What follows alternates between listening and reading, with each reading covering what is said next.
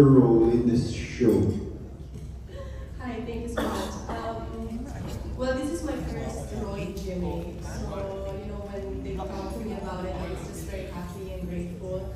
And of course, thank you to GMA, thank you to Senator Bong for the opportunity. It's definitely something very different from what I actually do because I've been pageantry, I've been modeling, and this is my first time to get into acting. But I think this is really the best group and cast I could ask for. And it's really an opportunity to learn. And I know they're all professionals here and they give such amazing performances. So for me, it's really an opportunity to grow and learn and finally start my acting career. Could you tell us a bit about your experience working with Senator Bong and Beauty? Actually, I didn't start my taping yet because it's going to be in the next few weeks. But I had the chance, of course, to meet them during Christmas party and during the photo shoot. And there's such amazing people, super mabait talaga. And even though I wasn't able to start my taping yet, I already feel part of the family. So I'm very grateful. Okay, thank you, ma'am. I'll ask the same Mr. Lito. Ano po yung pinaka-considerasyon nyo ba't nyo ginanggap yung role dito sa show ko? Actually, nung birthday mo ni Senator Bong, nagulat ho ako, invited ho ako eh. Akala ko hindi niya ho ako kilala.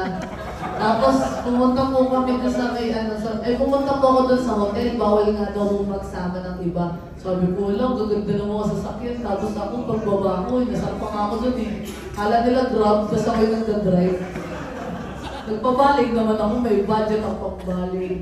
Pero pagpasok ko doon, nagulat ako, parang ako lang yung sobrang parang ako lang yung parang bagong mukha para sa kanila. Parang sila parang tatagal na sa industriya, andun sila manufacturer. Nagulat ako talaga, nakapagpapicture po ako sa lahat talaga.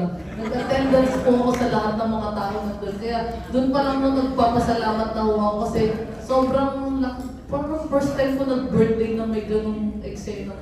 Grabe yung parang concert. Ganun po yung pakiramdam. Hindi pa ako nakakapagpasalamat pala ho nun. Kaya doon pa lang po, maraming salamat. Tapos kinilig ho ako kasi sinabi niya ho na, uy, magkakatrabaho tayo. Doon po niya sinabi sa akin. Kaya nung tuwa ako nung nag-first dating po ako as Mia. Ganun din po kay Miss Beauty po na nagkita ho kami doon sa GMA Gala.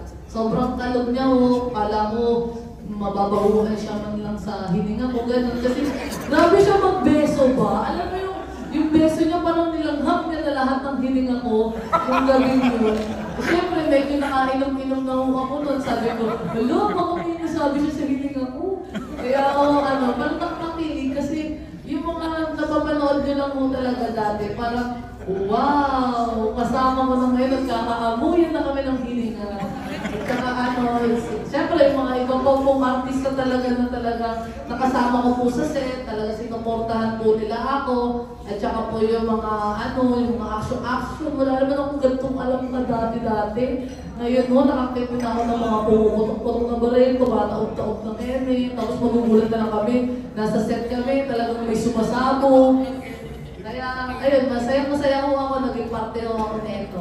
Yun lang. Thank you po. Salamat. Mag-eksena si Dion, no? Oo, ayan. Kumusta naman yung niyo, working relationship niya? Kwento lang ng konti. How is it working with Wala, baka makwento ko lahat. Ako niyan, propa kami. Tapos, love ko siya, di niya ako love. Okay na po ba? O baka nasabi? Cool na yun. Okay. Diyan, ikaw naman, sir. Gusto naman katrabaho sa Erlin. Napakakalog, napaka-natural na tao. Oo, sobrang natural at professional po. Magaling siya, magaling na artista. Doon ko siya nakita na lumuha eh. Talagang kahit komedyante siya, may puso, may alam mo yun.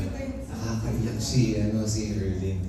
Tapos yun, sobrang, yung character ko kasi dito, parang mag-best friend kami. Best friend kami, tapos meron akong illegal na ginagawa. So yun yung dapat yung abangan. Yung illegal na ginagawa ko na yun, ginagamit ko yung niya, yung kanyang negosyo. So yun po yung abangan nyo. Ayoko na sabihin ko yun po, tsaka dito rin po, sobrang grateful po at thankful po ako na napasama dito. At isang karangalan din na maka-fight ko po, fight scene si Senator po. At basta, abangan nyo lang po, ayoko na mag-skill. Basta nakakataba ng puso, sobrang isang karangalan po para sa akin yun, na makasama si Senator po. Tama. Tama. Okay. Direct, Thank you, po Mother. Thank you po, Direct. Question kay Lizelle at kay Jeff. Mag-comment naman kayo please kung working with Senator Bong ng UP sa show na to.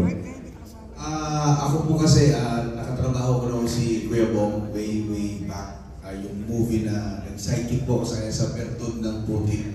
Kung naalala niyo po yun. Tapos nakatrabaho ko rin po siya sa idol ko si Cap. So ako po masaya po ako dahil sa ilang taon na una hindi kami nagkita at nagkasama. Nabigyan po ulit ako ng opportunity na makasama ko po siya at makatrabaho po at makapagtrabaho po ulit sa GMA. Maraming salamat po. Thank you, Jeff. Salamat po. Mawag mo na.